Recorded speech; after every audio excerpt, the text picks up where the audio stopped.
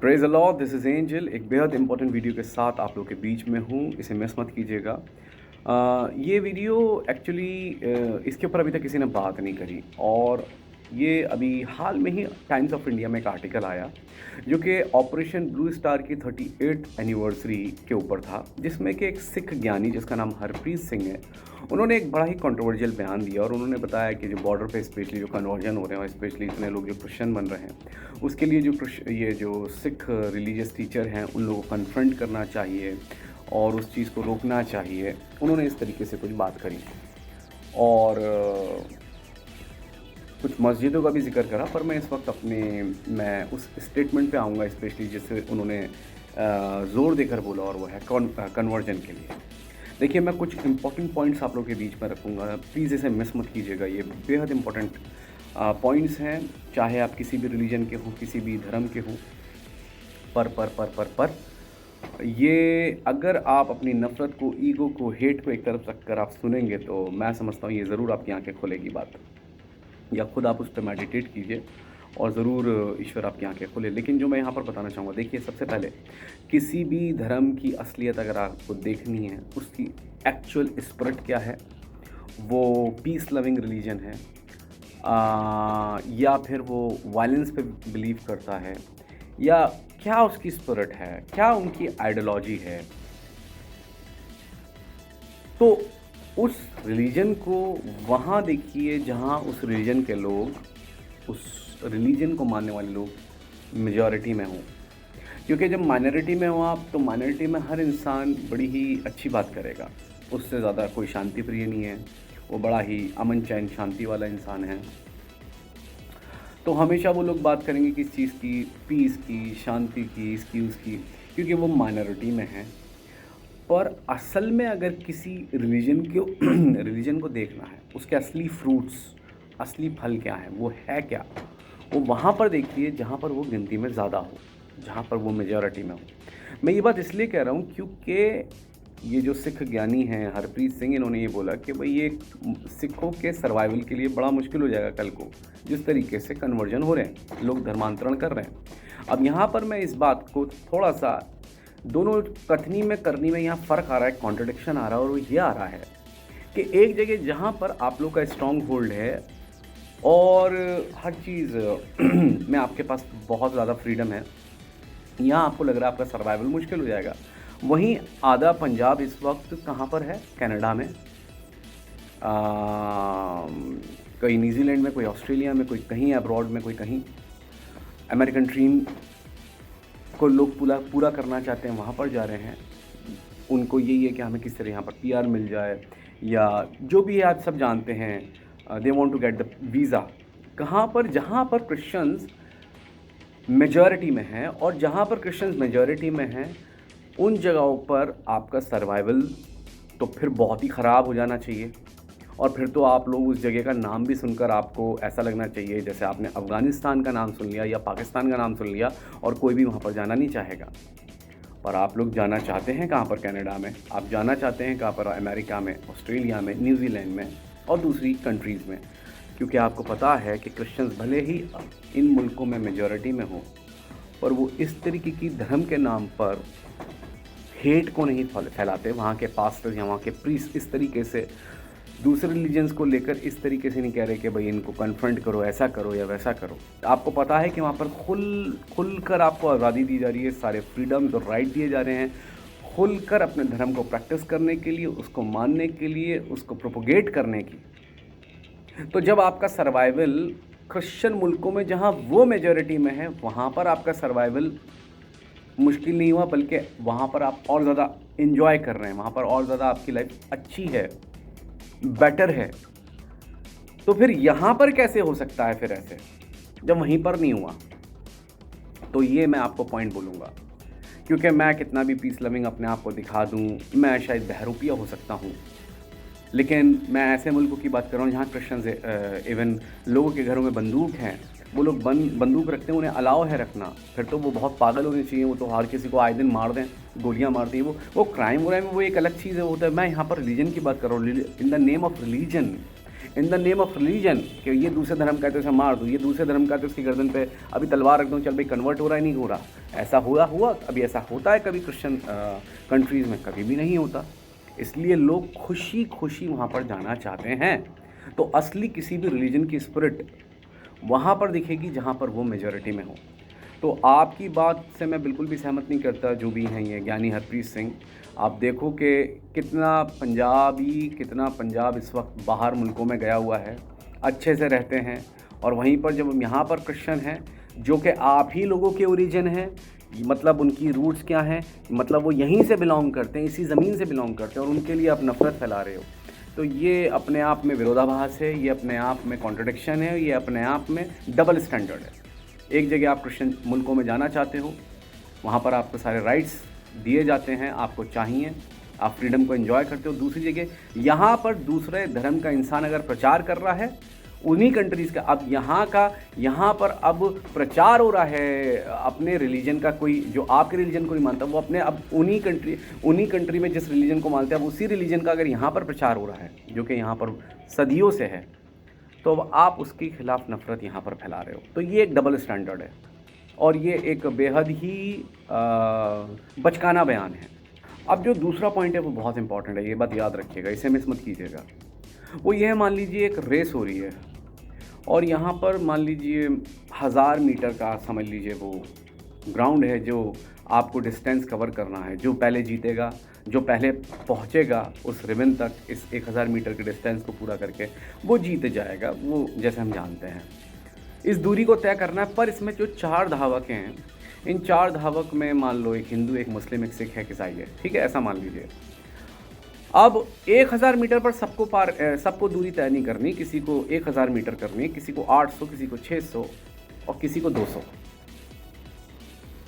तो इस हिसाब से जिसका जितना कम डिस्टेंस है उसको जीत जाना चाहिए। जिसका सिर्फ 200 मीटर है सबसे पहले उसे जीतना चाहिए, जिसे, क्योंकि उसे सबसे ज़्यादा आगे खड़ा कर रखा है, उससे बहुत करीब है रिबन, वो जल्दी पहुंचेगा रिबन तक। जो 200 मीटर वाला या फिर 600 मीटर वाला भी उसके बाद पहुंचना चाहिए, फिर उससे पहले 400 वाला पहुंचना चाहिए। पर हो क्या रहा है कि जिसे जितना दूर खड़ा किया गया है 1000 मीटर, सोचो कि ना 200 वाला, ना 400 वाला, ना 600 800 वाला, पर 1000 मीटर वाला ही जीत रहा है। इतनी दूरी जो सबसे ज़्यादा दूरी पे है, जिस पे सबसे ज़्यादा पाबंदी है, जिसको जितना ज़्यादा लिमिट किया गया, जिसकी दौड़ को सबसे ज़्यादा कठिन किया गया है, पर पता चलता है कि वही जीत रहा है। तो नेचुरल सी बात है, दूसरे धावक फिर एक्सक्यूज़ेस बनाएंगे। ये मैं एग्जांपल इसलिए दे रहा हूँ कि हमारे मुल्क में इस वक्त सबसे ज़्यादा अगर दौड़, किसी को दौड़ने की, किसी को अपने धर्म के प्रचार करने की अगर सबसे ज़्यादा किसी पे पाबंदी लगा दी गई है तो वो मसीहत पे ही लगाई गई है, क्रिश्चियन रिलीजन पे ही लगाई गई है। आप आज न्यू टेस्टमेंट को डिस्ट्रीब्यूट नहीं कर सकते, ट्रैक्स को डिस्ट्रीब्यूट नहीं कर सकते, और आज क्रिश्चियन मिशनरीज़ को देखकर, उन ट्रैक डिस्ट्रीब्यूशन को देखकर दूसरे लोगों ने करना शुरू कर दिया है। आप समझ रहे हैं इस बात को? आप टीवी पे देखो, हर टाइम आपको मिल जाएगा रामायण आ रही है या महाभारत आ रही है, या फिर आप देखिए दूसरे रिलीजन के प्रोग्राम चलते रहते हैं, गुरुबाणी भी चलती रहती है टीवी पे, या दूसरे भी चलते रहते हैं। आप समझ रहे हैं? कभी आपने देखा ऐसा कोई प्रचार, इतना प्रचार कोई क्रिश्चियनिटी का करने? मैं किसी चैनल की बात नहीं कर रहा हूँ इस वक्त, मैं एक वैसे देख रहा हूँ जो प्रोग्राम्स आ रहे हैं, वो आ रहे हैं, वो भी आप देखिए कि ज़्यादा फैसिलिटीज़ किनको दी गई है, जो नेचुरल सी बातें यहाँ मेजॉरिटी में है, सभी को दी गई है, और उनके धर्म का प्रचार करने में उनको कोई पाबंदी नहीं लगाई गई है। करो, जितना कर सकते हो अपने धर्म का प्रचार, वो करो। आप लोग हिंदुत्व का प्रचार करो या दूसरे रिलीजन का प्रचार करो, उसमें इतनी पाबंदी नहीं। मूवीज़ के माध्यम से, टीवी सीरियल्स के माध्यम से, दूसरे माध्यमों से खूब, लेकिन क्रिश्चियनिटी को अगर टीवी या मूवीज़ में दिखाएंगे तो कितना डाउन करके दिखाएंगे, उसका दुष्प्रचार करेंगे, आप समझ रहे हो, उसका ठट्टा बनाएंगे, उसकी ब्लेस्फेमी करेंगे, उसका क्या करेंगे, वो ईश विरोधी बातें बोलेंगे, परमेश्वर का ठट्टा बनाएंगे। अगर प्रचार करते हैं टीवी और मूवीज़ में तो इस तरह करते हैं, या फिर अगर हम वैसे प्रचार करना शुरू कर दें, ट्रैक डिस्ट्रीब्यूट कर रहे हैं, ये कर रहे हैं, वो कर रहे हैं, तो आप देखिए कि अभी इंडिया में ये चीज़ करनी इन लोगों ने कितनी मुश्किल कर दी कि कभी भी पास्टर पर अटैक कर देते हैं, कभी उसके ऊपर झूठे धर्मांतरण का आरोप लगा देते हैं, कभी कुछ कर देते हैं। तो ये आप लोग की जलन है। इसका मतलब ये है कि आपको पता है, फिर ये बहुत स्ट्रॉन्ग है। सभी को तो बराबर फ्रीडम दी गई है, हमें भी प्रचार करने का फ्रीडम दिया गया है, आपको भी प्रचार करने का फ्रीडम दिया गया है, सभी को प्रचार करने का फ्रीडम दिया गया है। आप भी प्रचार करो, हम भी प्रचार कर रहे हैं, और ये लोगों की ज़मीर पे छोड़ दो, किसी को कोई ज़बरदस्ती थोड़ी ना की जा रही है। ये तो जितना आपको प्रचार करने का अधिकार दिया गया है कॉन्स्टिट्यूशन में, उतना हमें भी दिया गया है। हाँ, लेकिन अब ये सिर्फ किताबी बात रह गई है, क्योंकि अब प्रैक्टिकली लोग कॉन्स्पिरेसी बना रहे हैं क्रिश्चियनिटी के खिलाफ, झूठे प्रोपोगंडा फैला रहे हैं, झूठ को गढ़ रहे हैं, लोगों को फैला रहे हैं, ब्रेन वॉश कर रहे हैं कि लोगों क्रिश्चियनिटी से नफरत करें, क्योंकि लोग बहुत तेज़ी से उसे मान रहे हैं और ग्रहण कर रहे हैं। तो इसका मतलब ये है कि आप इस मैदान में खुले हो और सबको खुला रहने दो फ्रीडम। आप भी प्रचार करो, हम भी प्रचार कर रहे हैं, और किसी को कोई रिलीजन को लेके, धर्म को लेके बात है तो आपस में बात करो, लेकिन यहाँ पर आप नफ़रत फैला के क्या होगा? बाकी लोगों के कॉन्शियस पे छोड़ दो। अब लोगों को चंगाई मिल रही है, लोगों को छुटकारा मिल रहा है, डिलीवरेंस मिल रही है। अब इसमें जलने वाली क्या बात है? इसका मतलब आप इनसिक्योर हो रहे हो। ये चीज़ आप लोगों के साथ नहीं हो रही है, आप लोगों में नहीं हो रही है, चाहे वो कोई भी लोग हों। तो इसका मतलब फिर क्या है? ऐसे ही अभी मैं बहुत देख रहा था, कोई विकी टॉमस है, मेरे पास बहुत लोगों ने उसकी वीडियो को भेजा। मुझे नहीं पता वो शख्स कौन है, लेकिन मुझे बहुत वीडियो भेजा, तो उसने कहा ब्रदर आप देखिए, तो खुदा ने चाहा उसके ऊपर भी कोई मैं बात बोलूँगा या करूँगा। लेकिन मैं यहाँ पर जो बात बोलने की कोशिश कर रहा हूँ वो ये है कि लोगों को हीलिंग मिल रही है, मिलने दीजिए, उसमें किसी का भला हो रहा है ना। आप लोगों को उससे भी प्रॉब्लम हो रही है। अगर किसी को हीलिंग मिल रही है, आप चैलेंज कर रहे हो, अच्छा फिर इसको हील करके दिखा। तुम कौन होते हो चैलेंज करने वाले? परमेश्वर को जिसको हील करना कर दिया। लेकिन जिनको हीलिंग मिली है वो तो जेन्युइन हीलिंग मिली है, उनकी हीलिंग को तुम चैलेंज कैसे कर सकते हो? जिसको छुटकारा मिला उससे पूछो ना। तो यहाँ पर बात आ रही है सारी घूम फिर के ये कि फ्रीडम आपके पास भी है और हमारे पास भी है, और हमारे फ्रीडम को बल्कि बहुत लिमिटेड कर दिया गया है। कहीं धर्मांतरण का कानून लेके आ रहे हैं, कहीं कुछ कहीं कुछ कहीं कुछ, बहुत सारी चीज़ें। ये कहीं प्रचार ना कर दिए, कहीं डिस्ट्रीब्यूट, ऐसा डर बैठ गया है, लोग इतने इनसिक्योर हो गए क्रिश्चियनिटी को लेके। तो इसका मतलब ये है फिर कि क्रिश्चियनिटी मसीहत बहुत स्ट्रॉन्ग है। आपको लगा कि पैसों से धर्मांतरण होता है तो FCRA बैन हो गई, फिर भी धर्मांतरण नहीं रुक रहे। फिर यानी इसका मतलब मिथ है कि पैसों से कन्वर्जन हो रहे थे। अब चंगाइयाँ मिल रही है लोगों की, तो लोगों को उससे भी प्रॉब्लम है कि भाई इतनी चंगाइयाँ क्यों हो रही हैं, सुपरनेचुरल हीलिंग क्यों हो रही है, फेथ हीलिंग क्यों हो रही है? अरे यीशु मसीह जिंदा प्रभु हैं, वो तो काम करते हैं, वो तो करेंगे। उसको भी रोक दोगे, उसमें भी आप लोगों को प्रॉब्लम है। अच्छा कर रहे हैं तो उसमें भी आपको प्रॉब्लम है, ऐसा क्यों? मुझे नहीं पता आप लोगों की प्रॉब्लम क्या है। दूसरी बात, टाइम्स ऑफ इंडिया में जब ये आर्टिकल आया तो मैंने जो उसमें कमेंट डाला वो मैं आप लोगों को भी बोलना चाहूँगा, और वो ये है कि देखिए, टाइम टाइम पे परमेश्वर ने हर मुल्क का एक टाइम रखा था, और उस मुल्क में परमेश्वर ने अपनी महिमा को उंडेला, अपनी ग्लोरी, अपने जलाल को डाला अपने बेटे प्रभु यीशु मसीह में होकर। और जहाँ जहाँ बाइबल गई, जहाँ जहाँ गॉस्पल गया, वहाँ वहाँ उन देशों ने तरक्की करी, उन्नति करी, वहाँ परमेश्वर की बरकतें आई।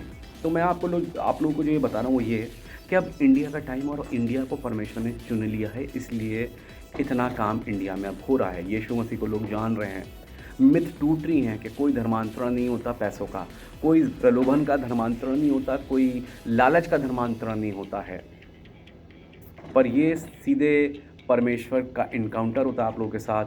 परमेश्वर आपको बदलते हैं, छुटकारा देते हैं, चंगाई देते हैं, और उसके बाद आप लोग जानते हैं कि लोगों के पास बहुत ऐसी टेस्टिमनी, गवाहियाँ हैं।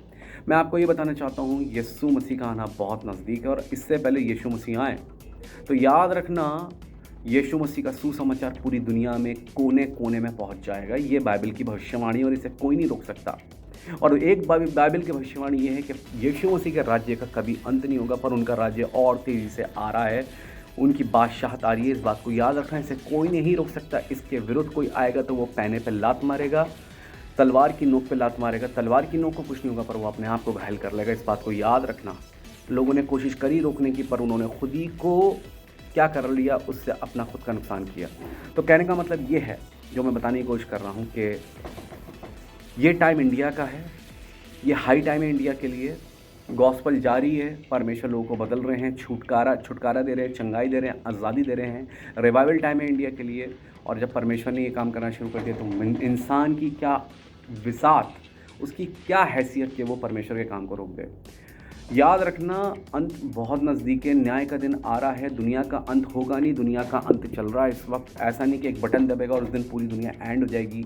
दुनिया का एंड होना शुरू हो चुका है, ये बात याद रखना। ये जितना आप देख रहे हैं मौसम में, हालातों में एबनॉर्मलिटी, हर चीज़ बहुत अजीब तरीके से, वायरसेस और नफ़रत और एक्सट्रीमिज़म और ये जितना भी आप देख रहे हो बीमारियां और नेचुरल डिज़ास्टर, ये सब यही है कि एंड हो रहा है, एंड चल रहा है। ये बात याद रखना। बुज़ुर्ग आदमी एक ही दिन में नहीं मरता, उसकी आंखें वीक होती हैं, फिर कान, कभी दाँत, कभी बाल झड़ते, कभी पुते होते तो उसकी वीकनेस, वही ज़मीन और इस आसमान को हम देख रहे हैं कि ये टल रहा है हमारे सामने, ये वीक होते जा रहे हैं। ये बात याद रखना। गुनाह भी बहुत बढ़ चुका है, आदमी आदमी के साथ सेक्स कर रहा है, औरत औरत के साथ कर रही है, मॉरलिटी की कोई फाइन लाइन नहीं रही है, उसे हटा दिया गया है। तो याद रखना यीशु मसीह का आना बहुत नज़दीक है। इसीलिए नेचर भी आपके अगेंस्ट हो चुका है। ये जो नेचुरल डिज़ास्टर्स हो रहे हैं, वायरस आ रही है, ये परमेश्वर तुम्हें बोल रहा है कि अभी भी सुधर जाओ, परमेश्वर की ओर फिरो। लेकिन उससे पहले यीशु मसीह का इंसाफ का दिन आ रहा है। ये बात याद रखना, यीशु मसीह का इंसाफ का दिन आ रहा है। और जजमेंट डे के दिन बस जब लोग खड़े होंगे, दिन से ये पूछेगा, माना मेरे बेटे को मैंने मैनकाइंड को, ह्यूमन रेस को बचाने के लिए भेजा था, एक पर्टिकुलर रिलीजन, कास्ट को, कम्युनिटी को नहीं, समुदाय को नहीं, पूरी मनुष्य जाति को बचाने के लिए भेजा था। तुमने उसके कुर्बानी को माना। यही है उस दिन वही इंसान बचेगा जो बोलेगा, हाँ मैंने ये विश्वास किया, यीशु मसीह मेरे पापों के लिए मारे गए, गाड़े गए, तीसरे दिन मुर्दों में से जी उठे और दोबारा आ रहे हैं। जो दंड मुझ पे आना था न्याय के दिन, वो मेरे यीशु ने मेरे ऊपर अपने ऊपर ले लिया। तो इसलिए उस दंड से, उस नरक की आग से, उस लेक ऑफ फायर से मैं बच जाऊंगा और उस दिन किसी का कोई एक्सक्यूज़ नहीं चलेगा। इसलिए यीशु मसीह ने कहा, जो मुझ पर विश्वास कर चुका है वो क्या है, वो मृत्यु से पार होकर जीवन में प्रवेश कर चुका और उन पर दंड की आज्ञा नहीं है। तो याद रखिएगा, उस दिन वही लोग बचेंगे। तो ये टाइम है, ये आपकी गवाही देगा फेसबुक की, आपकी गवाही देगा यूट्यूब कि तूने इसके थ्रू सुना था सुसमाचार, इसके ज़रिए तूने सुना था। मैं अपने हाथ धो चुका हूँ आप लोगों को बताकर कि यीशु मसीह ही केवल उद्धार का रास्ता है। यीशु मसीह आपको उस न्याय से, उस नरक की आग से बचाएंगे। यीशु मसीह ही मार्ग, सत्य और जीवन है, राह, हक और ज़िंदगी है, यानी कि सच्चाई का मार्ग है जो जीवन यानी परमेश्वर पिता तक पहुँचाते हैं। इस बात को याद रखना, और कोई मार्ग नहीं है। यीशु मसीह सेवियर है पूरी ह्यूमन रेस के, किसी एक पर्टिकुलर ट्राइब के नहीं, किसी एक पर्टिकुलर रिलीजन या कम्युनिटी के नहीं, पूरी ह्यूमन रेस के। उन्हें एक ईसाइयत में या मसीहत में, क्रिश्चियनिटी में उन्हें बिल्कुल भी लिमिटेड मत करिए। तो ये टाइम है इंडिया का, अगर परमेश्वर ने काम करना शुरू कर दिया, इसे कोई इंसान नहीं रोक सकता। ये बात याद रखिएगा। God bless you.